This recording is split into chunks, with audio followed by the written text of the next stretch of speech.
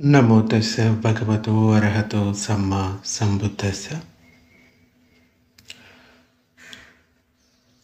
పరమార్థ సత్యంలో రెండవది చేతసికం, అంటే చిత్తము ఇంకా చేతసికాలు. చిత్తం ఏంటి? విజ్ఞానాన్ని చిత్తం అని కూడా అంటారు, విషయ విజ్ఞానాన్ని. అయితే చేతసికాలు మనసుని నిర్దేశిస్తాయి. వీటిని మెంటల్ ఫ్యాక్టర్స్ అని కూడా ఇంగ్లీష్లో అంటారు. చిత్త ధర్మాలు అని కూడా అంటారు. ఈ పేర్లు బాగా గుర్తుపెట్టుకోవాలి. చేతసికాలు అన్న, చిత్త ధర్మాలు, మెంటల్ ఫ్యాక్టర్స్ అన్న అన్నీ ఒకటే. చిత్తం పనేంటి? చిత్తం అంటే మైండ్. చిత్తం పనేంటి? కేవలం విషయాల గురించి తెలుసుకోవడమే. ఇది విషయ విజ్ఞానమే ఈ చిత్తం అన్నమాట. అంటే కాన్షియస్నెస్ మాత్రమే ఈ చిత్తం, అంతకన్నా ఇంకేం చేయదు ఈ చిత్తం. చిత్తం దానికదే కుశల లేక అకుశల చిత్తంగా ఉండదు. చిత్తం ఉత్పన్నమైనప్పుడు రకరకాల చిత్త ధర్మాలను ఆధారంగా చేసుకొని, అంటే చేతసికాలను ఆధారంగా చేసుకొని ఉత్పన్నమవుతుంది. చిత్తంలో ఉత్పన్నమైన చిత్త ధర్మాల స్వభావాన్ని బట్టి ఆ చిత్తం కుశలంగా లేకుంటే అకుశలంగా కానీ అవుతుంది. ఉదాహరణకి, నీటికి ఎలాంటి రంగు ఉండదు, కానీ నీటిలో ఎరుపు రంగు కలిపితే నీరు ఎర్రగా మారుతుంది. పసుపు రంగు కలిపితే నీరు పసుపు రంగులోకి మారుతుంది. నల్ల రంగు కలిపితే నల్ల రంగులోకి మారుతుంది. ఇలాగే చిత్తం కూడా ప్రవర్తిస్తుంది. కాబట్టి చేతసికాల గురించి తెలుసుకోవడం వల్ల కుశల అకుశల చిత్తాల గురించి తెలుసుకోవచ్చు.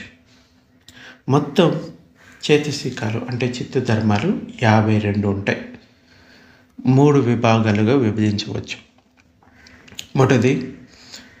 మొదటిది అకుశల చేతసికాలు. అవి మొత్తం 14 ఉంటాయి, అంటే అన్హోల్సమ్ మెంటల్ ఫ్యాక్టర్స్. తర్వాతది కుశల చేతసికాలు లేకుంటే శోభన చేతసికాలు అంటారు. శోభన అన్న కుశల అన్న ఒకటే పదం. శోభన చేతసికాలని 25 ఉంటాయి, అంటే హోల్సమ్ మెంటల్ ఫ్యాక్టర్స్. అన్య సమాన చేతసికాలు ఇవి 13 ఉంటాయి. మనం వీటిని గనక సరిగ్గా అర్థం చేసుకుంటే ఈ అకుశల చేతసికాలు ఏంటి, కుశల చేతసికాలు ఏంటి, అన్ని సమాన చేతసికాలు ఏంటి, వాటిని అంటే కుశల చేతసికాలు ఏమేమి ఉన్నాయి, వాటిని ఎలా తొలగించుకోవాలి, కుశల చేతసికాలను ఎలా పెంపొందించుకోవాలి అనేది మనకి తెలిస్తే, ఈ అన్ని సమాన అన్నవి ఏంటంటే మనకి ధ్యానంలో లభించే స్థితులు అన్నమాట. ఇవి కూడా చేతసికాల కిందకే వస్తాయి. అందుకోసం అసలు అకుశల చేతసికాలు ఏంటి, కుశల చేతసికాలు అని ఏంటి తెలుసుకొని కుశల చేతసికాలను పెంచుకుంటూ పోతే అకుశల చేతసికాల బలం తగ్గిపోతుంది. అప్పుడు మనసు శాంతిని పొందుతుంది. మనకి మొత్తం 14 అకుశల చేతసికాలు మనసుని ప్రభావితం చేస్తూ ఉన్నాయి. వాటిలో మొదటిది అజ్ఞానం, అంటే ఇగ్నోరెన్స్, మోహం అని కూడా చెప్పుకోవచ్చు. రెండవది అహీరికం అంటారు, సిగ్గులేనితనం, షేమ్లెస్నెస్. మూడవది అనుతప్పం, పాపభీతి లేకపోవడం, మోరల్ షేమ్లెస్నెస్ అంటారు. నాలుగవది ఉద్దుచ్యం, అంటే మనసు చంచలత్వం, రెస్ట్లెస్నెస్. ఐదవది లోభం, దీన్ని అత్యాశ, దురాశ కూడా అని చెప్పవచ్చు. ఇంగ్లీష్లో అయితే గ్రీడ్ అంటారు. ఆరవది దిట్టి, అంటే మిథ్యా దృష్టి, రాంగ్ వ్యూ. ఇది కూడా అకుశల చేతసికాల కిందకే వస్తుంది. ఏడవది అభిమానం, అంటే అహంకారం, ఈగో అని కూడా చెప్పుకోవచ్చు. ఎనిమిదవది ద్వేషం, అంటే విపరీతమైన అయిష్టత, పగ అంటే ఎవర్షన్, యాంగర్. 9వది ఈర్ష్య, అసూయ కలిగి ఉండటం, ఓర్వలేకపోవడం. 10వది మాత్సర్యం అంటే స్వార్థం, సెల్ఫిష్గా ఉండటం అన్నమాట. ఇది మాత్సర్యం కిందికి వస్తుంది. 11వది కుక్కుచ్చ అంటే పశ్చాత్తాపం, రిమోర్స్ అంటారు. 12వది దీనం అంటే బద్ధకం, లేజినెస్. 13వది మిద్దం అంటే నిద్ర, స్లీపీనెస్. అంటే ఎప్పుడు మనసు ఈ నిద్రతో ఉండే ఈ అకుశల చేతసికం దీంట్లోకే వస్తుంది. 14వది విచికిచ్చ అంటే సందేహం. ఎవరికైనా డౌట్ ఉంటే ఈ 14 పేర్లు రాసుకోండి, అప్పుడు అవి గుర్తుంటాయి. మొదటిది మోహం, 2వది అహీరికం, 3వది అనోతప్పం, 4వది ఉద్దుచ్యం అంటే చంచలత్వం, 5వది దురాశ, 6వది మిథ్యాదృష్టి, 7వది అహంకారం, 8వది ద్వేషం, 9 ఈర్ష్య, 10 మాత్సర్యం అంటే స్వార్థం, 11 కుక్కుచ్చం అంటే పశ్చాత్తాపం, 12 బద్ధకం, 13 నిద్ర, 14 విచికిచ్చ అంటే సందేహాలు. వీటిని ఒక్కొక్కటి కూడా మనం చెప్పుకుంటూ వెళ్తాము ఇన్ డీటెయిల్డ్గా. అయినా కూడా ఈ 14 అకుశల చేతసికాలు ఏంటి అనేది మీకు తెలియాలి. ఈ పేర్లు గుర్తుంటేనే మీ మనసులో ఏవి ఉత్పన్నమవుతున్నాయి అనేది మీరు తెలుసుకోగలుగుతారు. లేకపోతే ఆ చేతసికం ఏంటో తెలుసుకోకుండా దాని వెంట పరుగులెడుతూ ఉంటారు. మనం చేయాల్సింది ఈ చేతసికాలు ఎన్ని ఉన్నాయి, ఎప్పుడెప్పుడు ఏ ఏ చేతసికాలు ఉత్పన్నమవుతున్నాయి, ఎంతసేపు ఉంటున్నాయి, మళ్ళీ ఎప్పుడు నశిస్తున్నాయి, ఇవి ఎప్పుడు పుడుతూ గిడుతూ ఉన్నాయి, వాటి అనిశ్చితను తెలుసుకుంటూ ఉండాలి. అలాగే కుశల చేతసికాలను ఎక్కువగా పెంపొందించుకోవాలి. మొదట ఈ అకుశల చేతసికాలు 14 ఉన్నాయని చెప్పుకున్నాం. వాటిల్లో మొదటిది అవిద్య, అజ్ఞానం లేకుంటే మోహం. ఈ మోహం అంటే నిజాన్ని తెలుసుకోలేని గాఢ అంధకారం. అజ్ఞానం, అవిద్య వల్ల అంటే మోహం వల్లనే కలుగుతాయి ఈ అవిద్య అన్నది. మనం పఠించే సముపాదంలో చూసుకుంటే అవిద్య కారణంగా సంస్కారాలు, సంస్కారాల కారణంగా విజ్ఞానం. అంటే ఈ అవిద్య కారణంగానే సంస్కారాలు తయారవుతున్నాయి. సో ఇది మోహం వల్లనే కలుగుతుంటాయి అవిద్య, అజ్ఞానం అన్నది. దీనివల్ల యథార్థ విషయాన్ని విశ్లేషించి చూడలేరు. తెలివి తక్కువతనం మోహం వల్లనే కలుగుతుంది. మోహం ఆవరించినప్పుడు ఈ పరమార్థ సత్యాలను తెలుసుకోలేరు. అందువల్ల తెలుసుకోలేకపోవడం మోహం. ఇది 2 రకాలుగా ఉంటుంది. మొదటిది అనుశయ మోహం, 2వది పరియుత్తన మోహం. అనుశయ మోహం అంటే అంతర్లీనంగా గుప్తంగా ఉన్నటువంటి మోహం, అంటే దాక్కొని ఉన్న నిద్రాణంలో ఉన్న మోహం అని చెప్పవచ్చు. పరియుత్థానం అంటే అప్పుడప్పుడు అనుకూల పరిస్థితుల్లో ఉదయించి ఆవరించే మోహం. ఈ అనుశయ మోహం ఒక విషవృక్షం ఫలం, అంటే ఒక్క విషవృక్ష ఫలం కూడా విషపూరితమైనదే అవుతుంది. అలాగే చిత్తంలో మోహం అంతర్లీనంగా గుప్తంగా ఉంటే అది తెలుసుకోవలసిన ధర్మాన్ని అణిచిపెడుతుంది. అనుశయ మోహంతో నిండిన చిత్తం కల పృథుగ్జనులు అంటే జనాలు, సామాన్య ప్రజలు విషయాలను విశ్లేషించి చూడలేరు. వారు అనిత్య, దుఃఖ, అనాత్మలను లోతుగా వెళ్ళి తెలుసుకోలేరు. 4 ఆర్య సత్యాలను అర్థం చేసుకోలేరు, వారికి అర్థం కావు కూడా. ఈ పఠించ సముపాద ధర్మాన్ని కూడా సరిగా అర్థం చేసుకోలేరు.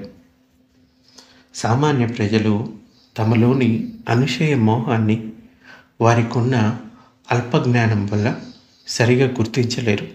ఈ రోజుల్లో పుస్తకాలు చదివి అనిత్యం, దుఃఖం, అనాత్మ మొదలైన విషయాలు తమకు బాగా తెలుసు అని అనుకుంటూ ఉంటారు, పుస్తకాలు చదివి మాత్రమే. కానీ వారి జ్ఞానం పరిపూర్ణం కానీ మినిమిని జ్ఞానం అని తెలుసుకోలేరు. అయితే శ్రోతాపన్నులు, సకదాగాములు, అనాగాములు.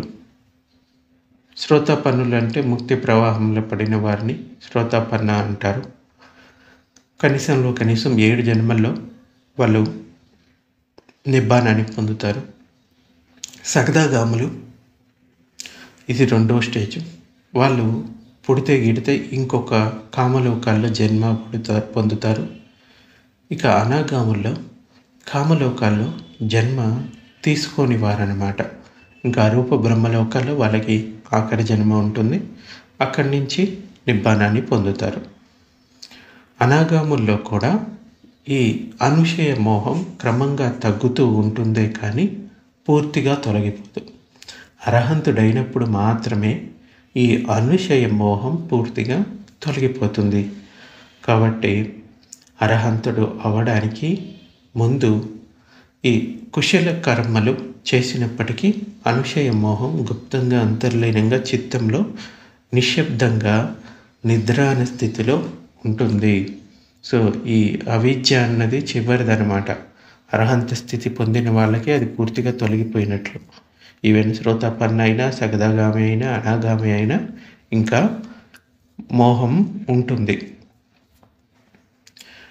అయితే పరియుత్థాన మోహం అంటే చిత్తంలో పరియుత్థాన మోహం దాగి ఉంటే దాని స్వభావం వల్ల భవిష్యత్తులో కలిగే చెడు పరిణామాలు సరిగా అర్థం కావు.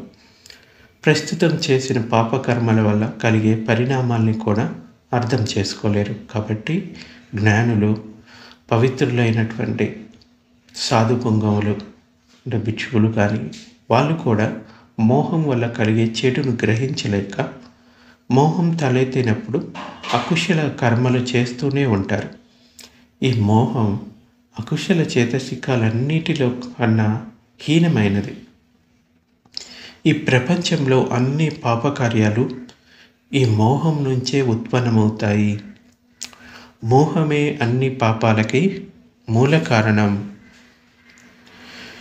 జ్ఞానులు కూడా ఒక్కొక్కసారి ఈ మోహంతో ఆవరింపబడతారు. అదేంటంటే ఒక జన్మలో బోధిసత్వుడు హరితకుడు అనే ఐశ్వర్యవంతుడుగా జీవిస్తూ భోగ విలాసాలపై విరక్తి కలిగి తన ధన సంపత్తినంతా విసర్జించి సన్యసించి హిమాలయాల్లో తపస్సు చేసుకోసాగాడు. దానివల్ల అతడికి అతీంద్రియ శక్తులు, సమాధి స్థితులు, అభిజ్ఞలు లభించాయి. వర్షాకాలంలో హిమాలయ ప్రాంతాన్ని వదిలి హరితచుడు వారణాసికి వచ్చాడు. వారణాసిలో పాలించే అంటే అక్కడ రాజు హరితచుడిని పాత స్నేహితుడు అనమాట. ఆయన పాప పుణ్యకార్యాలు చేస్తూ పారమితాలను పెంపొందించుకుంటూ ఉన్నాడు.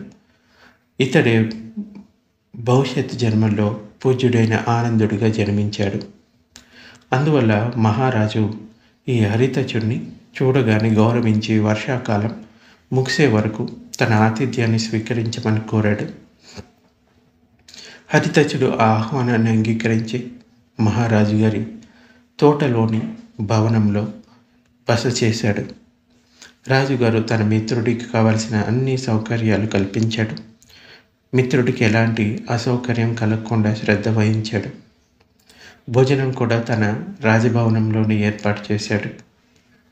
ఆ సమయంలో రాజ్యంలో తిరుగుబాటుదారులు అలజడి సృష్టించడం వల్ల రాజుగారే స్వయంగా తిరుగుబాటుదారులను అణిచివేయడానికి వెళ్ళవలసి వచ్చింది. వెళ్ళే ముందు రాజుగారు తన భార్యకు మిత్రుడి అంటే ఆ హరితచుడి భోజన సదుపాయాలపై శ్రద్ధ వహించవలసిందిగా మరీ చెప్పి వెళ్ళాడు.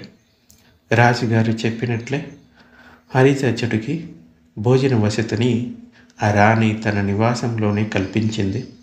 రాణిగారు ఒకరోజు ఉదయాన్నే స్నానం చేసి మంచంపై పడుకొని ఉంది. అంటే ఈ హరితచుడు రావడానికి టైం పడుతుంది, భోజనానికి ఆమె సిద్ధం చేసి కాసేపు విశ్రాంతి తీసుకుందామని అట్లా పడుకొని ఉంటుంది. దివానా లాంటివి ఉంటుంది కదా దాని మీద.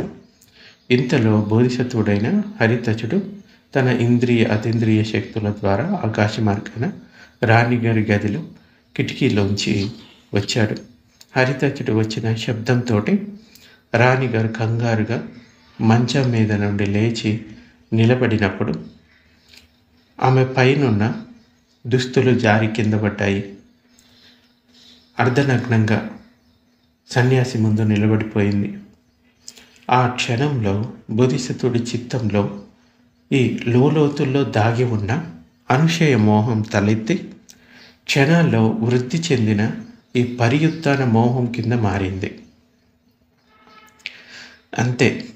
అంతటి మహాజ్ఞాని అయిన సన్యాసి ఏం చేస్తున్నాడో తెలియక, అంటే ఆ స్థితిలో రాణిగారికి సంబంధం కలిగి ఉంటాడు. ఈ కథలో మోహం కారణంగా తలెత్తిన మూర్ఖత్వం గురించి మనం తెలుసుకోవాలి. మోహం తలెత్తి ఉండకపోతే సన్యాసి అటువంటి హీనమైన పాపకార్యాన్ని చేసి ఉండేవాడు కాదు.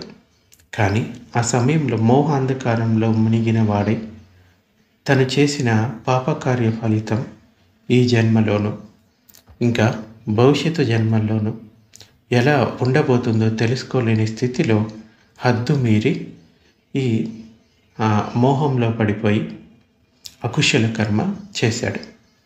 అతడు తన జీవితం అంతా సాధన చేసి సంపాదించిన జ్ఞానాలు, అభిజ్ఞలు మోహ అంధకారాన్ని తొలగించలేకపోయే. మోహ శక్తి ముందు ఈ జ్ఞానాలు, అభిజ్ఞ జ్ఞానాలు శక్తి ఆయనకు ఎందుకు పనికి రాలేదు. కానీ ఆ తాపసుడు తన పుణ్యపార్మితులను బాగా వృద్ధి చేసుకున్నాడు కాబట్టి తను చేసిన పాపకార్యం వల్ల కలిగే ఫలితాలను తెలుసుకొని రాజుగారు తిరిగి వచ్చిన తర్వాత ఆ చేసిన తప్పును తెలియచేసి తీవ్రంగా పశ్చాత్తాపడ్డాడు. జనవాసాలకు దగ్గరగా నివసించడం వల్లనే ఇటువంటి తప్పు జరిగింది అని భావించి తిరిగి హిమాలయాలకి వెళ్ళిపోయాడు ఆ హరితచుడు. అంటే ఈ స్టోరీ ఒక్కొక్క చోట ఒక్కొక్క విధంగా చెప్తారు. కొన్ని చిన్న చిన్న మార్పులు చేర్పులు ఉంటాయి. మనం గమనించాల్సిన విషయం ఏంటంటే ఈ అనుషయంగా ఉన్న మోహం ఎప్పుడు బయటికి వస్తుందో తెలియదు. దాన్ని కొంతమంది ధ్యాన సమాధులు పొంది మేము పెద్ద స్థితులు పొందాము అనుకునే వాళ్ళు ఈ అనుషయంగా ఉండే వాటిని ఇంకా పోగొట్టుకోలేదని అర్థం చేసుకోవాలి. అంచేత ఈ ధ్యానాలు కొంతవరకు ఉపయోగపడతాయి, కానీ పూర్తిగా మన లోపల ఉన్న మోహం తొలగిపోదు. అందుకే విపశ్యన అన్నది చాలా అవసరం. తెలుసుకోలేకపోవడం అన్నది ప్రతిసారి మోహం అనబడదు. అంటే మోహం అంటే ఒక విషయం గురించి తెలుసుకోలేకపోవడం అని కాదు. ఇది వరకు వినని, చదవని విషయం తెలియకపోవడం మోహం కాదు. చూడని ప్రదేశం గురించి తెలియకపోవడం మోహం కాదు. ఈ విధమైన తెలియనితనం ఆ విషయాలపై సరైన జ్ఞానం లేకపోవడం వల్లనే కలుగుతుంది. ఇది అసలు మోహం కాదు. కాబట్టి ఇలా తెలియకపోవడం అకుశలం కాదు. ఎందుకంటే నీ చిత్తంలో వాటి గురించిన జ్ఞానం కానీ గుర్తు కానీ సంజ్ఞ కానీ లేవు. అర్హంతుడికి కూడా కొన్ని విషయాలపై జ్ఞానం లేకపోవడం వల్ల తెలియని విషయాలు ఉంటాయి. ఇది మోహం కాదు. ఇలా తెలియకపోవడం అనేది మోహం కాదు. ఇది వారికి ఆ విషయాలపై సరైన అవగాహన లేకపోవడం లేక నేర్చుకోలేకపోవడం వల్ల వచ్చింది. ఉదాహరణకి పట్టపగలు ఒక మనిషి బహుదూరంలో ఉన్న వస్తువుని చూడలేకపోవడం, ఇది అతడి కంటి చూపులోని బలహీనత వల్ల కలిగింది మాత్రమే. కాబట్టి అది మోహం కాదు. అయితే స్థూల మోహం అని ఉంటుంది, సూక్ష్మ మోహం అని ఉంటుంది. స్థూల మోహం అంటే మంచి చెడులను కనిపెట్టలేనిది. సూక్ష్మ మోహం అంటే అనిత్య, దుఃఖ, అనాత్మ గుణాలు కల ఈ నామరూపాలు, 4 ఆర్య సత్యాలు, ఈ పటిచ్చ సముత్పాద సంబంధాలు తెలుసుకోలేకపోవడం సూక్ష్మ మోహం. మోహంతో నిండిన చిత్తాన్ని అంధకార చిత్తమని, అజ్ఞాన అంధకార చిత్తమని, మూర్ఖ చిత్తమని, భ్రాంతిలో ఉన్న చిత్తమని అంటారు. మోహ చిత్తంతో నిండిన మనిషిని వెర్రివాడని, మూర్ఖుడని, పనికిరాని వాడని, అజ్ఞానుడని పిలుస్తారు. అంచేత ఈ చేతసికం మన లోపల ఉంది అనేది మనం అర్థం చేసుకోవాలి. ఇది అకుశల చేతసికం అని అర్థం చేసుకోవాలి. ఈ మోహం ఎప్పుడెప్పుడు తలెత్తుతుందో తెలుసుకోవాలి. ఈ మోహం కారణంగానే నేను పాపకర్మలు చేస్తున్నాను అని అర్థం చేసుకోవాలి.